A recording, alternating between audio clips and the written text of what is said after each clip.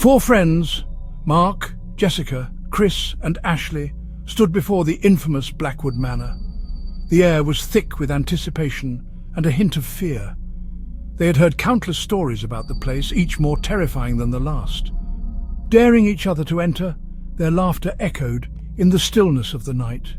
It was a nervous laughter, masking the unease they all felt. The manor loomed over them, its dark windows like eyes watching their every move. The old house stood dilapidated, shrouded in an eerie silence that sent shivers down their spines. The wind rustled through the trees, adding to the haunting atmosphere. Every creak and groan of the old structure seemed to whisper secrets of its dark past. Legends whispered of the restless souls trapped within, a history the friends were all too familiar with. Stories of ghostly apparitions, unexplained noises and mysterious disappearances had been passed down through generations. Mark, the bold one, scoffed at their hesitation. "Are we really scared?" he challenged, trying to mask his own fear with bravado. He'd always been the one to take risks, to push the boundaries. Ashley, the skeptic, rolled her eyes. "It's just an old house," she said, trying to sound brave. But even she couldn't ignore the chill that ran down her spine as she looked at the darkened windows. Chris, always the cautious one, voiced his concern. "Maybe we shouldn't do this," he said, his voice barely above a whisper. He had a bad feeling about this, a sense of foreboding that he couldn't shake. But Jessica, drawn by the thrill of the unknown, silenced him. "Let's go inside," she said, her voice steady and determined. She had always been fascinated by the supernatural, and the chance to explore Blackwood Manor was too tempting to resist. The heavy oak door creaked open as if warning them to turn back. Dust hung thick in the air, catching the faint moonlight that seeped through the grimy windows. A musty odour filled their nostrils, the scent of decay and forgotten memories. With each step deeper into the house, the laughter faded, replaced by an unsettling silence. The floorboards groaned under their weight, each step echoing through the empty halls. Shadows danced on the walls, cast by the flickering light of their flashlights. The air grew heavy, pressing down on them with an unseen force. A sense of dread crept into their hearts, whispering that they were not alone. A cold draught sent shivers down their spines as they entered the main hall. The grand staircase loomed before them, its steps creaking under the weight of time. The friends exchanged uneasy glances, feeling the oppressive silence of the mansion envelop them. The air grew noticeably colder, as if an unseen presence had entered with them. Their breaths became visible, misting in the frigid air. It was as though the mansion itself was exhaling, sharing its ancient icy breath with its new visitors. Whispers seemed to emanate from the walls, too faint to decipher but loud enough to be heard. The friends strained their ears, trying to catch any recognizable words, but the whispers remained elusive, like the murmurs of long-forgotten secrets. Jessica swore she saw a figure vanish down a darkened corridor, but when they followed, there was nothing there. The shadows seemed to play tricks on their eyes, creating phantoms that danced just out of reach. The sound of a child giggling sent chills down Ashley's spine. It was a sound so out of place, so innocent yet so terrifying in the context of the haunted mansion. She felt a cold sweat break out on her forehead. She spun around, her flashlight beam dancing across the dusty furniture. The light revealed old, forgotten relics of the past, each piece of furniture covered in a thick layer of dust, as if untouched for decades. "Did you hear that?" she whispered, her voice trembling. The others nodded, their faces pale with fear. The mansion seemed to be alive with sounds, each one more unsettling than the last. Mark dismissed it as an old house settling. He tried to sound confident, but his voice wavered. He didn't want to admit it, but the mansion was getting to him too. But deep down, a seed of doubt had been planted. He couldn't shake the feeling that they were not alone, that the mansion was watching them, waiting for the right moment to reveal its true nature. The house was alive. They could feel it. Every creak, every whisper, every cold draught seemed to be a part of the mansion's heartbeat, a reminder that they were trespassers in a place that had its own dark, mysterious life. As they ventured further into the house, The feeling of unease intensified. Every creak of the floorboards and distant whisper seemed to echo louder, amplifying their fear. The air grew heavier, almost suffocating, as if the house itself was alive and watching their every move. Cold spots sent shivers down their spines despite the summer heat outside. It was as if pockets of icy air were deliberately placed to unsettle them. Each step forward felt like walking into a freezer, the temperature dropping drastically without any logical explanation. Objects moved on their own. A chair rocking back and forth in an empty room, as if an invisible force was playing with it. The creaking sound of the chair echoed through the halls, sending chills down their spines. It was a haunting reminder that they were not alone. A picture frame tilting on the wall caught their attention.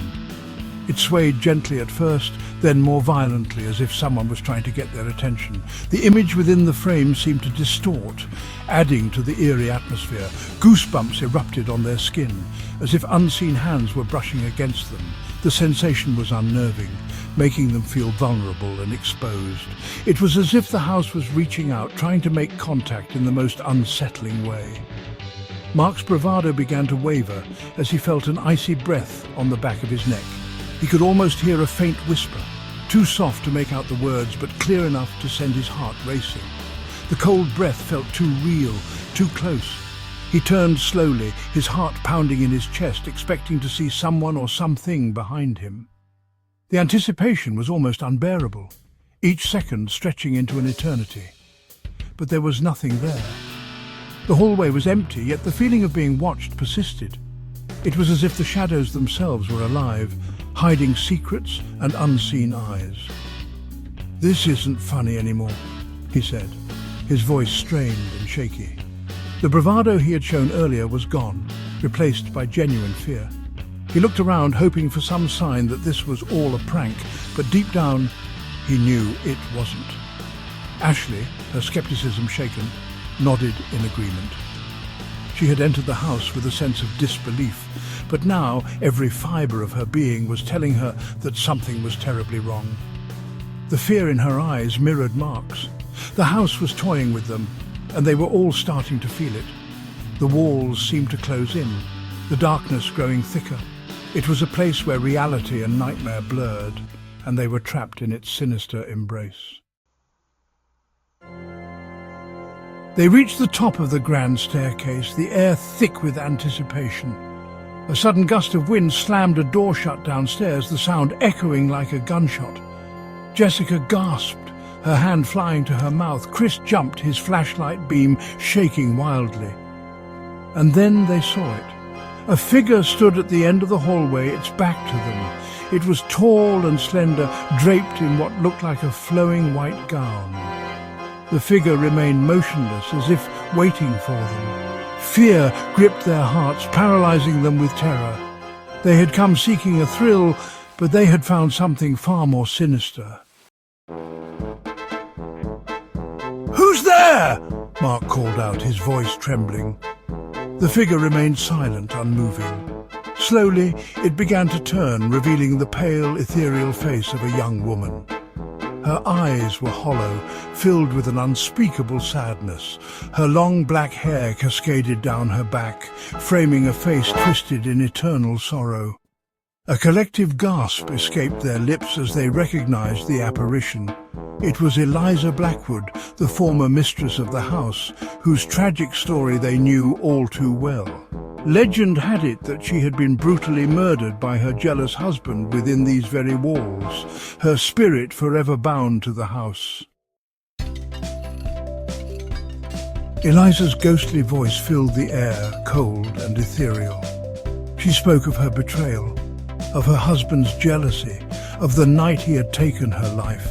She revealed the truth behind the legend, a tale of love, betrayal, and murder. The friends listened in horror, their blood turning to ice in their veins. As Eliza's tale reached its climax, her sorrow turned to rage. The air crackled with energy, the temperature plummeting. The house itself seemed to shudder, as if responding to her pain. Eliza's eyes blazed with fury, her voice rising to a scream. "He trapped me here," she shrieked, her voice echoing through the house. "And now you will join me!"